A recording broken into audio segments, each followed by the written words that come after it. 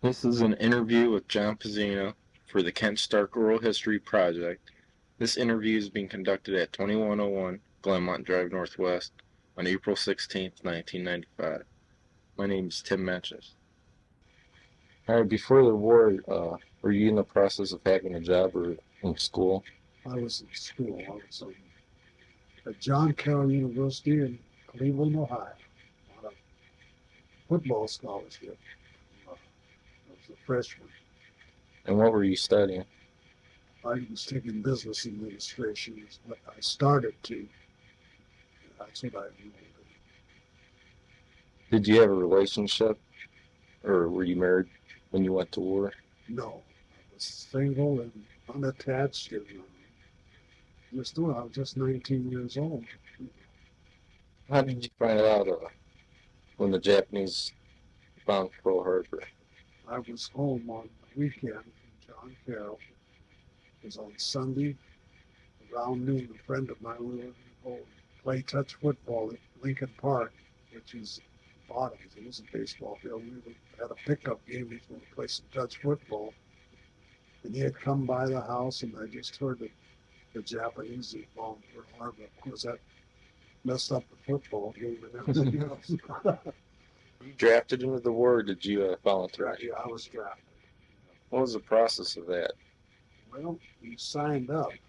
Like all young men 18 and older went down to the city hall and signed up. Everybody had to sign up for the draft at that age, your birthday and whatever. And they start picking you one at a time. That's right after Pearl Harbor. They attacked Pearl Harbor. I was drafted into the Army. Did you have a choice in which branch you'd go into, or did they just put you in? It was the Army.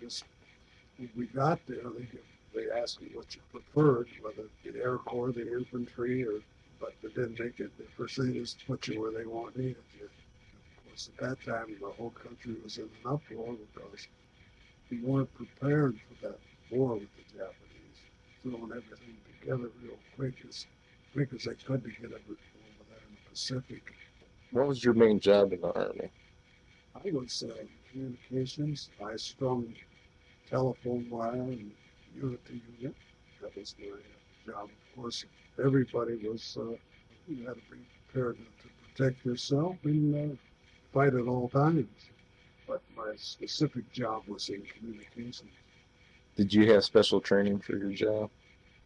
13 weeks after I got in the Army, I was in Hawaii at Pearl Harbor. So I just had basic training, and they shipped us right to Hawaii. And then from there, we went to different task force. They would put everything together, like we went to the Marshall Islands, and they would put the units together.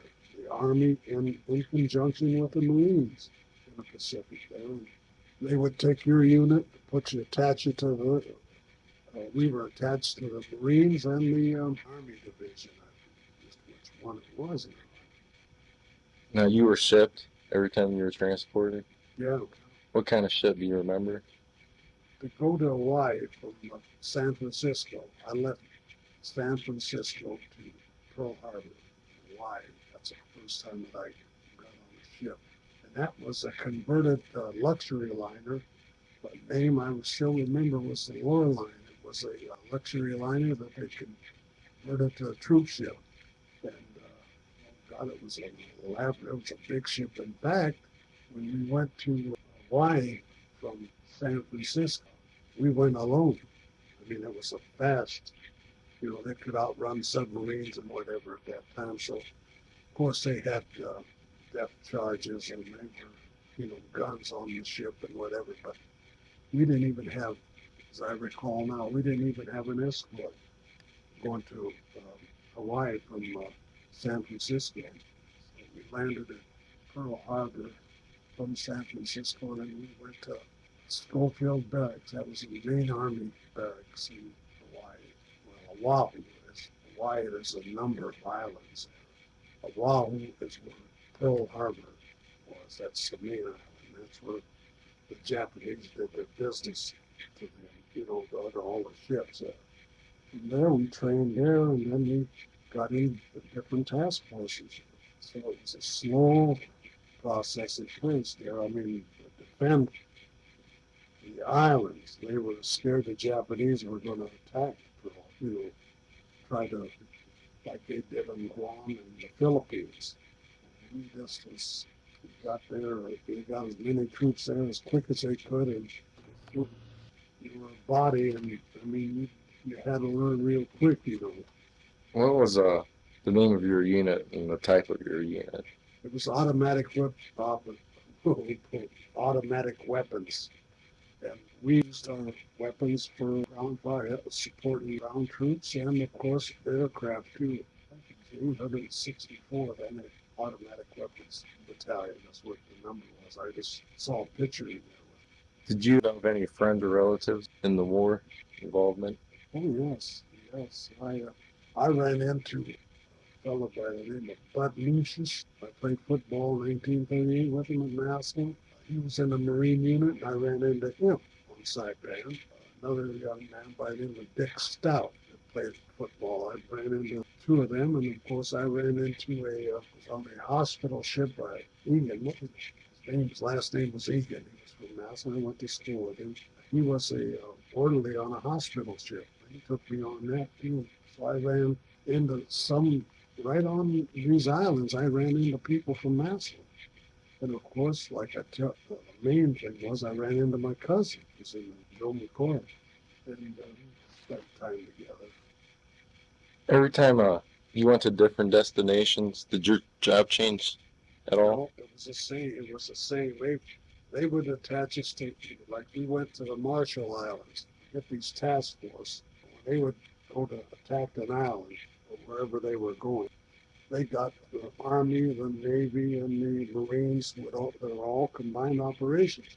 And when they would assemble these units, then you would take off, and they would call them a task force. Is what their name was. So you would, wherever you headed for, every time that we headed for one of them islands, it was on an LST. Now that was a small ship, and the name of them ships were landing ship tanks. That's, you probably have seen movies and wherever where these ships would come up to the beach and the front end of the ship would open, and the vehicles, tanks, all jeeps and whatever, they just roll right off of them ships right on. And we were on them LSTs. And it was a small ship, and they were all together. On Saipan, we were on the task force at Saipan. We were caught in a typhoon. The darn, you could see the other ships that we were in. You could see what the waves and the typhoon was doing to the other ships. I mean, it was just like a giant picking them from them waves, just picking that goddamn ship up, just throwing it up. I mean, 50 and 60-foot waves coming down. The old propellers would get out of the water, and you could hear that thing, and you could see what was happening. That was frightening because you didn't know whether you didn't have to worry about the darn the Japanese. You had to worry about making getting there yet. Because it was, we survived that. And it wasn't quite an experience. We were really scared. I mean, that was really scary situation because, as you could see, we could see what the darn weather was doing to the other ships. And I mean, they were just picking, just like I say, just like a monster picking them up and just tossing them up because they weren't battleship or anything they were on. They were just, they made these ships real quick to put, for amphibious landings, That was the scariest time that it was frightening. You didn't even know if you were going to get there. Then when we got there, they drove these, I mean, Marines that had the initial attack on them islands. And we followed them. I mean, we got on off these LSTs, and then they were, you would load onto these personnel, the smaller ones. And then you load onto them, and then you'd ride up to the beach on them darn thing. All the time that you were assembling, the Japs were hitting mortars. I mean, a lot of the guys were hitting whatever. I was lucky. The ones I was on it. We made it okay. I'll never forget the first night that we hit the beach on this LST that we were on. I ran around, you know, my buddy, we ran around where they had the supplies and they had these chocolate bars, the rations, and then they had these chocolate candy bars. So we didn't know when we were going to eat or whatever when we got on that island. So me and him, we had these fatigue pants on. I mean, they had these big pockets, so we loaded our pockets with these chocolate on them. Kind of took them. I mean, we weren't supposed to, but we sneaked them out. So we said we'd have these chocolate bars to eat. So the first night we got up on that damn beach, we got that far, never moving on you, and we just landed and it was sand. And wow, we were there. That night I was there and I just felt something was just biting at. I mean, I was itching all over the place. It got to the point where, I knew that there was something. There was these damn big red ants that got to that, where that came in my pockets, and they were all full of these red ants, these candy bars, and I had to take them out of my pocket and throw them away in my legs. I mean, I had welts all over my goddamn legs from uh, from right there. I remember me and my buddy, we were, man, they were, they were shooting. I mean, their mortars are coming. You're laying down. You ain't gonna get up, And so, uh, but I did have to, finally I said, what the hell? I finally got there. It's getting day. It was night, And I took him, got there, and they looked like they were coconut. Like you ever see these coconut chaga. I mean, them red ants was all over them. I'll, outsmart somebody by having our own candy. We figured we were gonna have candy bars, eat them. We didn't know whenever you get into a situation, you had K rations. We had a supply of that. Give you them, but of course they would. You don't know how long they were going to last or what you were going to run into. Were you involved in the invasion of North Africa and Italy? No, that was there were two fronts. There was the European front and the Pacific. I was in the Pacific. All right. Yeah. You were aware of it though, weren't you? Oh yes, we had an army newspaper that they would distribute amongst the troops. Not only in the Pacific but over there in Europe, and of course we had radios too. We were concerned with the Pacific. It was on two fronts. That's what made it. The United States was actually they were fighting on two continents. They were in Europe and they were in the Pacific. Did you have a better outlook of the war after the invasion of North Africa and Italy? Well, Did they give you more confidence? Oh yes, I mean we wanted. We were hoping that they would get the Germans, and of course, when it started out, it was the Russians too. Then the Russians changed, went against the Germans, and of course the Italians. They were back and forth. We were certainly happy when and I really can't tell you now as far as which came first. I don't really remember now. In August, they dropped that, I think, 45 in August, after we dropped that bomb on Hiroshima. That's when that killed the Japanese. So I don't really know. I'm not real sure. I think the war in Europe was drawn to a halt there too. It's been so long. I can't remember which was first now. All I was concerned about was in the Pacific deal. I was sure glad when they dropped that bomb. We were getting ready to go to Japan.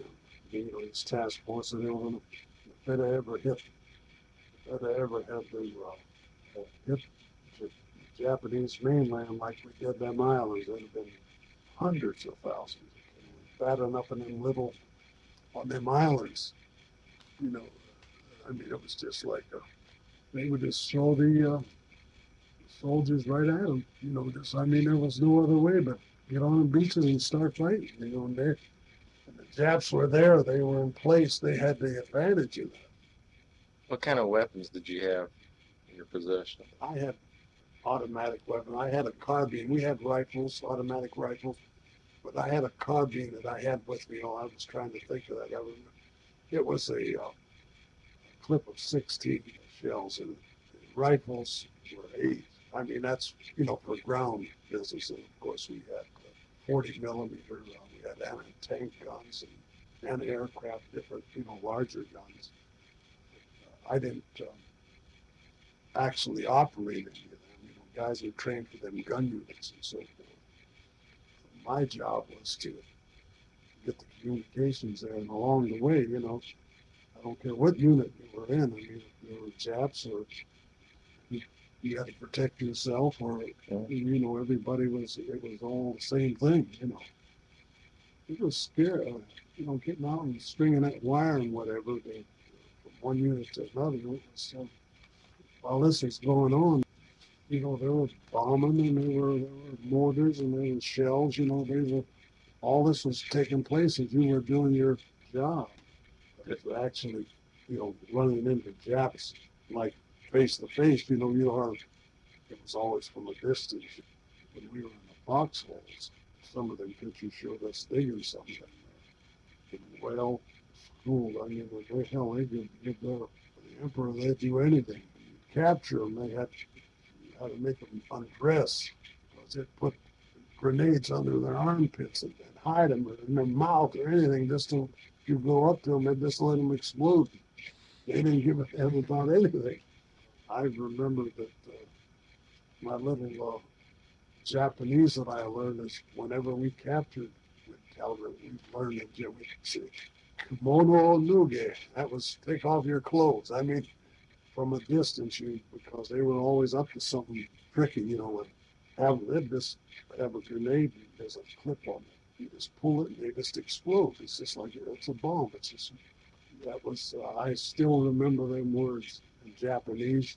We had a little book translate, from Japanese to from American to Japanese. If you wanted to talk to the Jap, like take off your clothes, or if they wanted water, it was mizu. Some of that stuff, I still remember some of that, the Japanese that we had to learn in case whenever we ran into these people. Very good soldiers. I mean, they're very loyal. They would die. I mean, their life was going to be the thing to them. Did you make new friends during the war? Yes, I made, while I was there, yes, I made new friends, and relationships existed for a number of years after the war. But as time goes on, this guy dies and this guy dies, that kind of dwindles away. Yeah. I made quite a few, friends. And of course, I was more or less a kid, like 18, 19 years old, and a lot of the guys were older. I was trying to stay in school. I was going to join, but I said, heck, I was at John Carroll, and I had a buddy in Massillon. He was going to get drafted.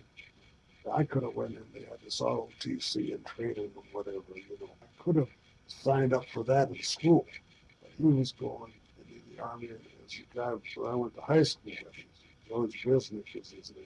So he come up to school at Carroll. That's after the war, in December. He said, let's go to Florida. He said, we're going to go there. So we went down to Miami right after that and spent time down there. And then we came. But by the time we come back, and I got back to school, they were drafting you.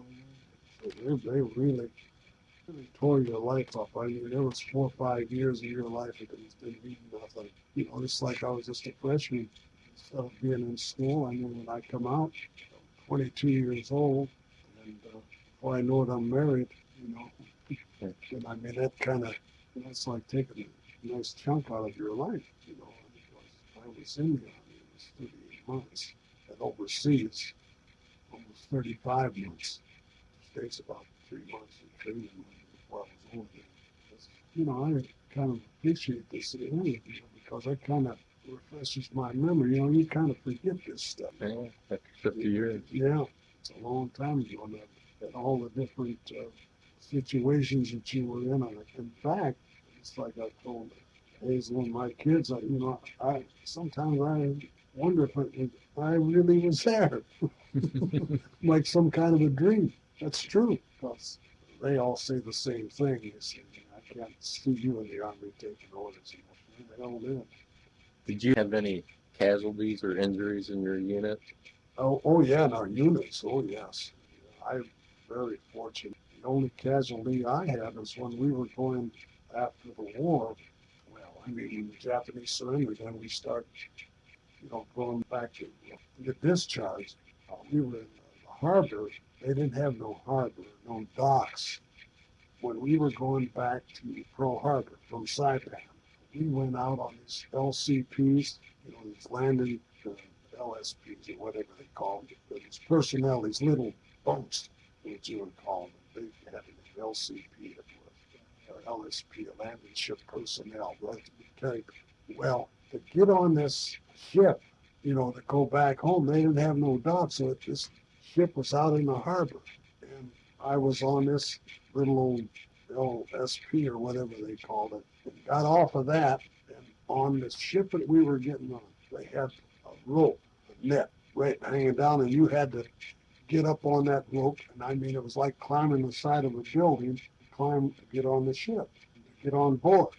In other words, this little old boat would pull you up to the ship, and then you would from the ship, and then you'd get right on that boat and start climbing up this rope, which hung down right on the side of the ship and got on.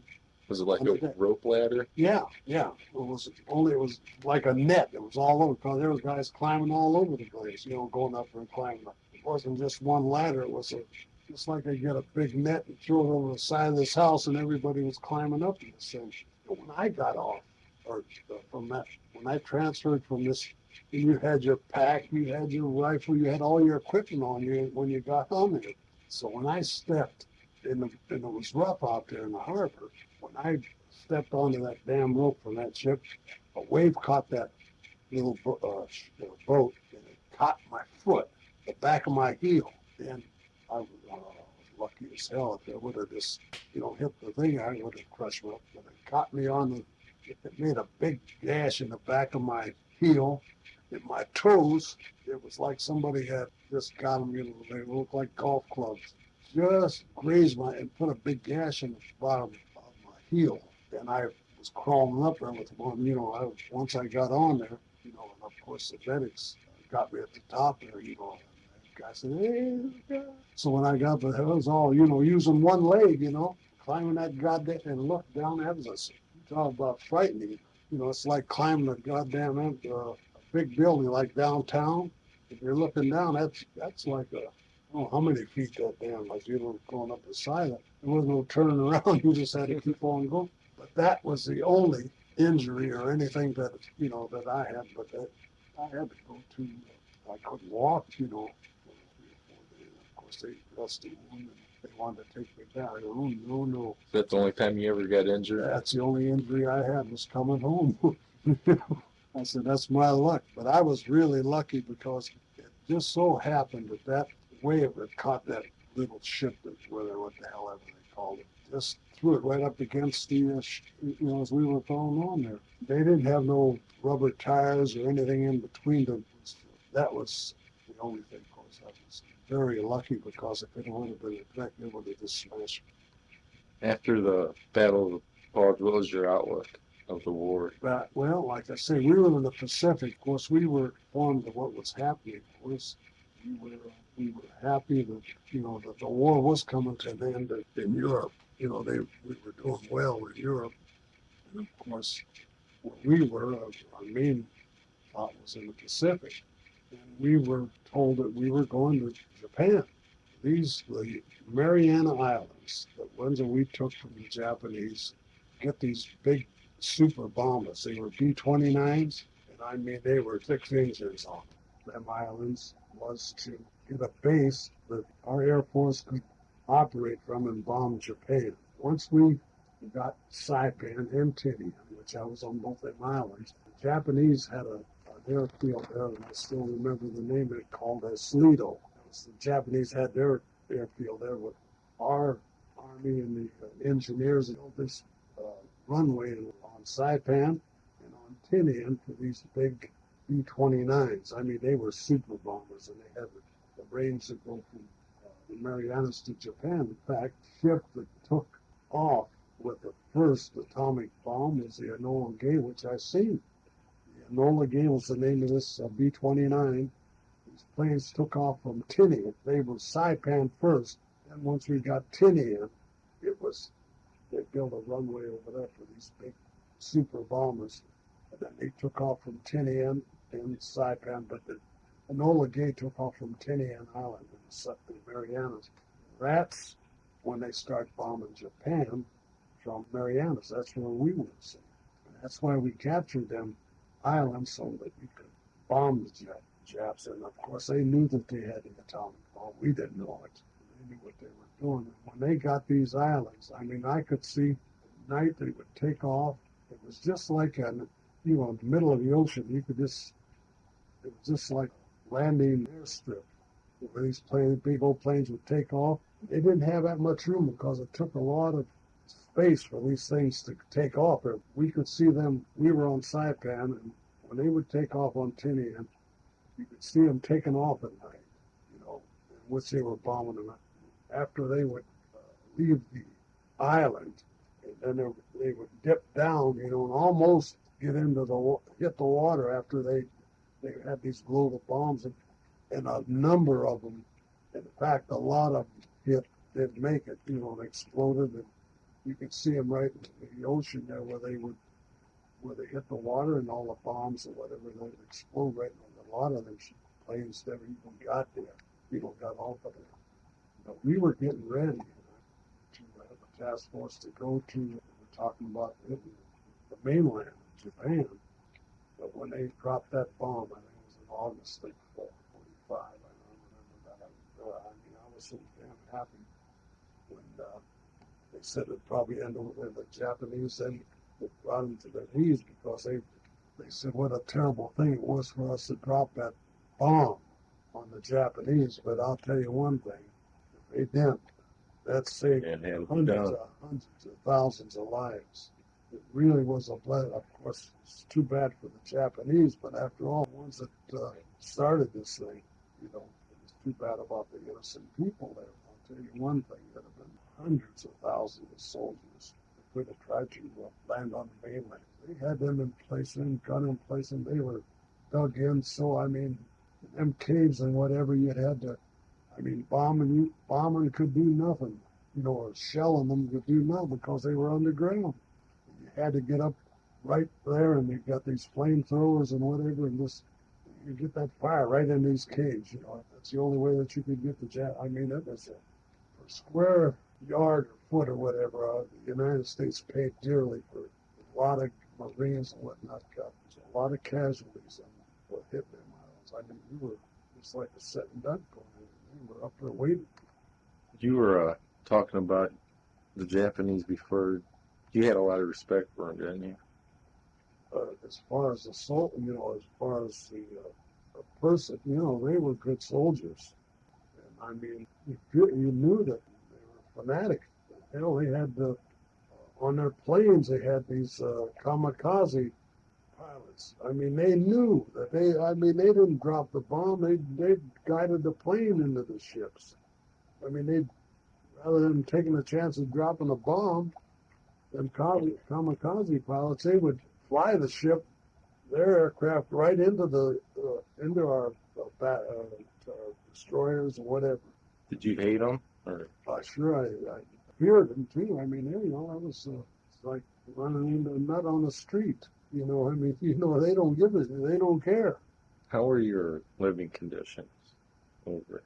Well, we lived in, bivouac. We were in tents. Once we got on the island there, we got our foxholes and we dug because they would bomb too, But they were, they weren't too good.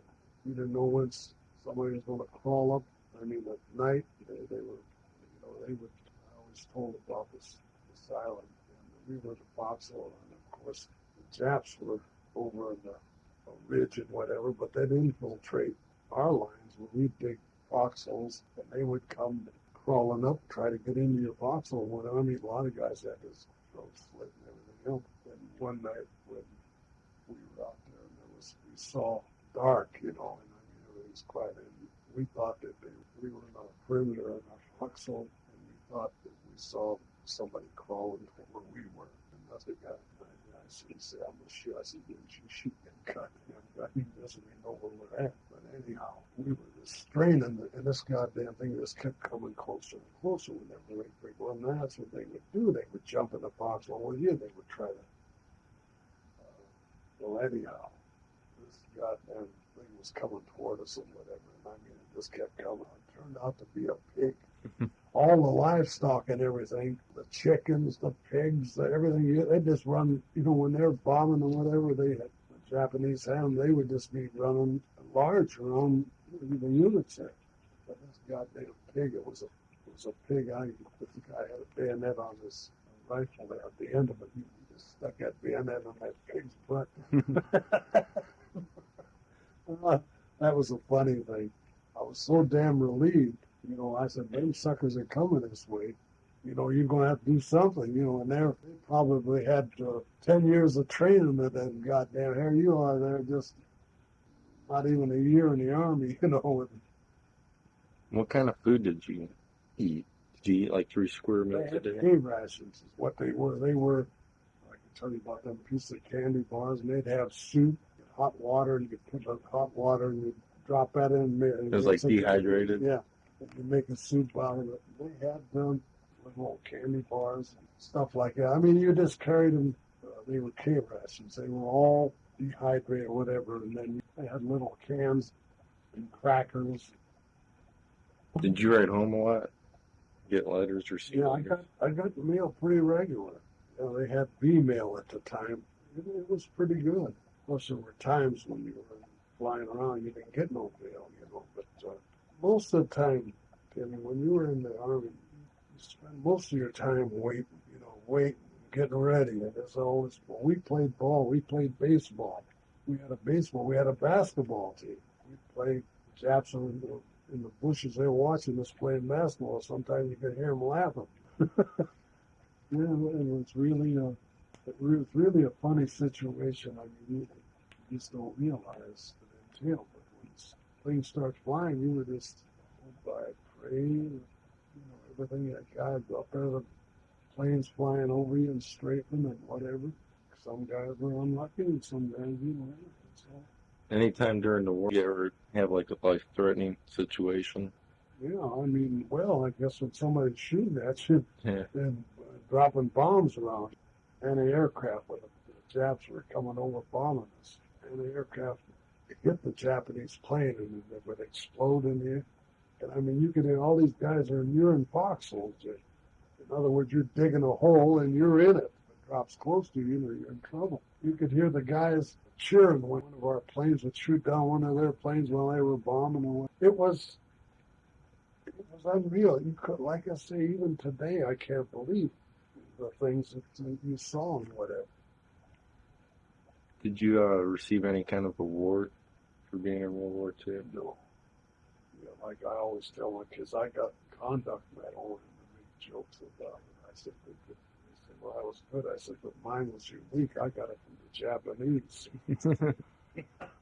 Yeah, well, you got battle stars for every one of these. The Pacific Theater, and you got a star for every island you were on, and stuff like that. But I wasn't wounded. I didn't get a Purple Heart. I was no hero. I mean, did anything. I was just hoping to get by and did what I had to do.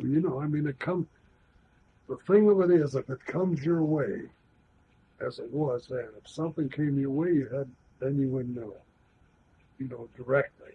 But most of the stuff is people are shooting and bombing and whatever. I mean, it isn't like you see, like, I can remember seeing movies of World War One, where the guys are combating and fighting each other and whatever. I mean, it was,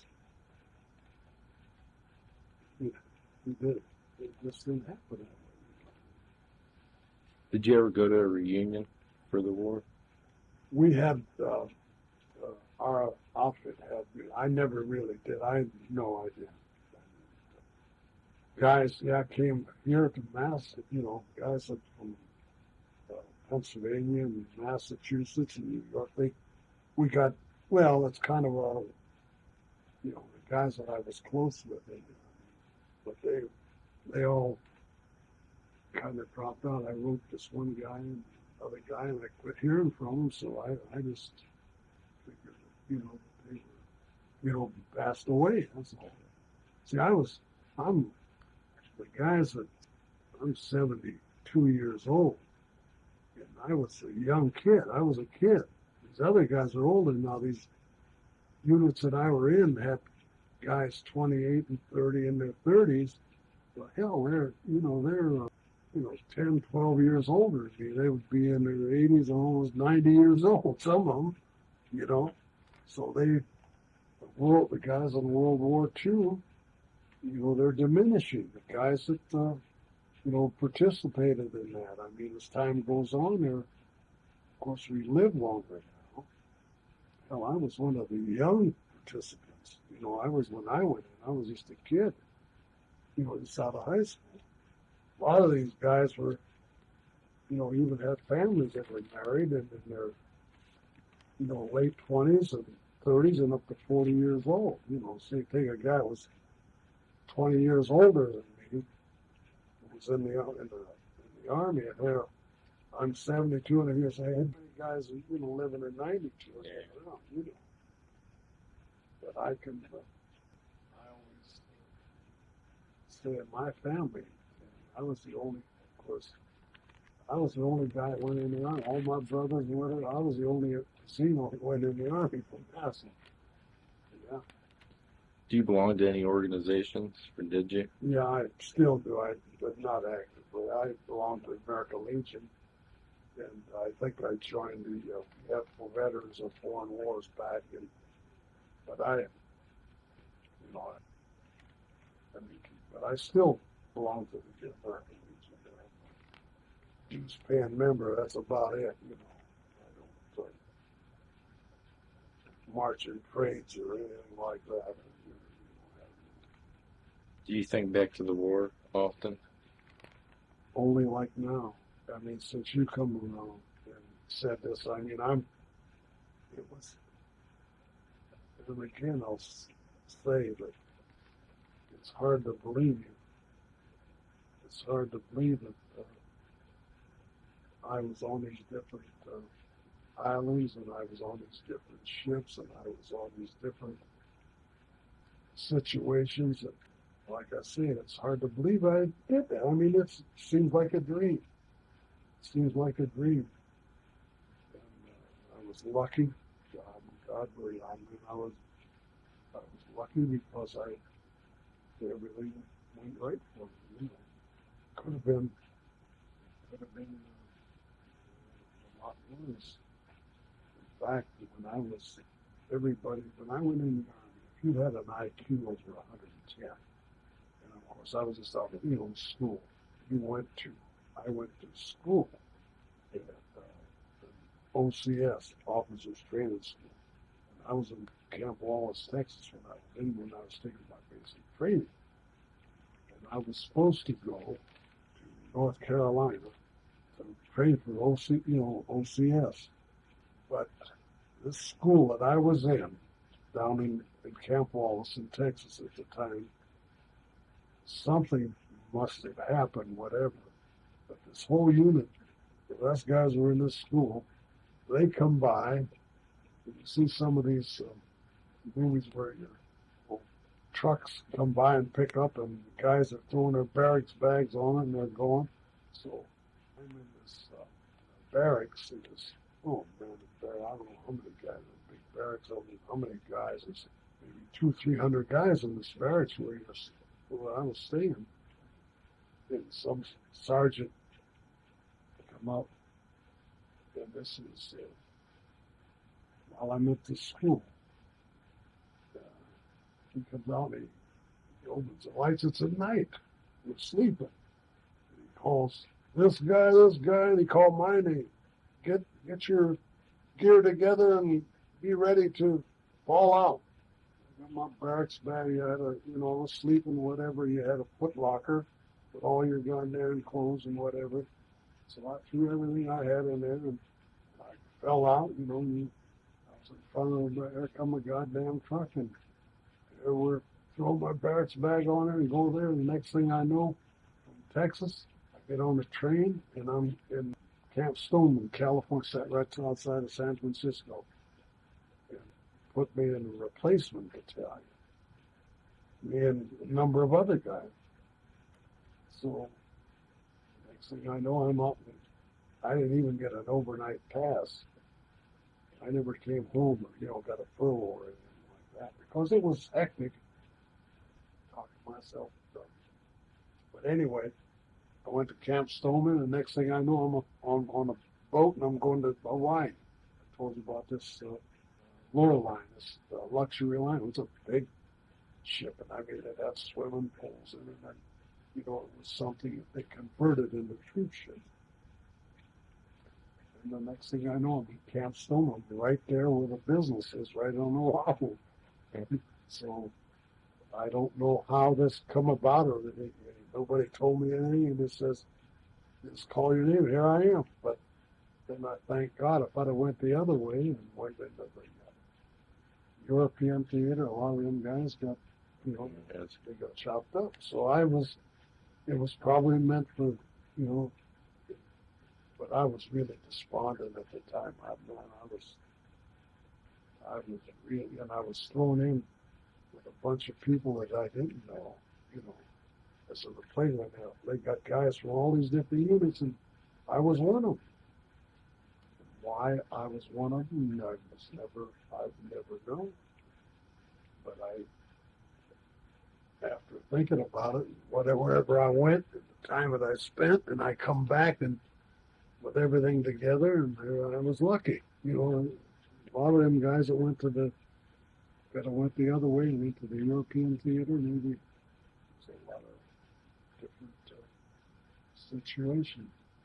But actual fighting, these guys, you know, very little time where you're really in a combat situation where they're, you know, fighting or whatever. Most of the time you were going somewhere or waiting for something or whatever, you know. But, them guys that have some of them islands that they went on, they got chopped up. I mean, that little old like Saipan, I think that there were. Now that Saipan was like 2x4 miles. I mean, it was a small island. So was Tinian, but it was at a crucial spot, you know, and they wanted it for them to be in the same way with Tinian. But to take that island, the casualties that they had, I don't know, up into the house. I mean, you know, the guys that got, you know, killed and hurt, whatever. I mean, it was whenever you went on in the Pacific, or whenever you went on them beaches and whatever. I mean, you were just riding just like I was. You know, just riding in one of them goddamn things, and you got no control of nothing. You know, if something hits you, you're hit. I kept praying. I didn't get somebody else. But that was something getting down there. And like I say, the first time I got down, I told you that situation about that candy where I filled up my fatigue pants with that candy. I thought I was going to be slick and have my, you know, I'd say, man, I'm going to have some, I don't know how long.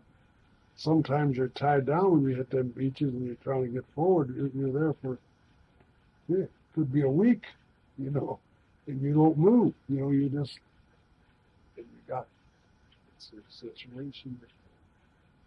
But I'll never forget them big red ants. Those suckers were behind me. They were all over that candy and bit there.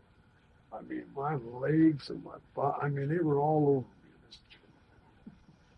What was your view of the war? Do you think the United States belonged in it, or? Well, as far as the Japanese, you know, we had no choice, and they made it no choice. God knows what went on in between.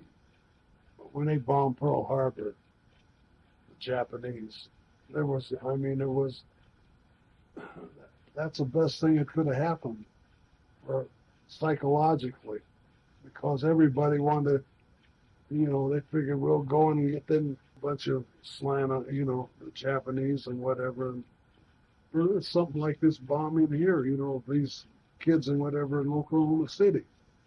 You know, it was at the time of they bombed Pearl Harbor, the Japanese foreign minister, they were talking peace in the White House. They were over in Washington talking about peace. At the same time, they had their task force, you know, wiping out our Navy, which they damn near did.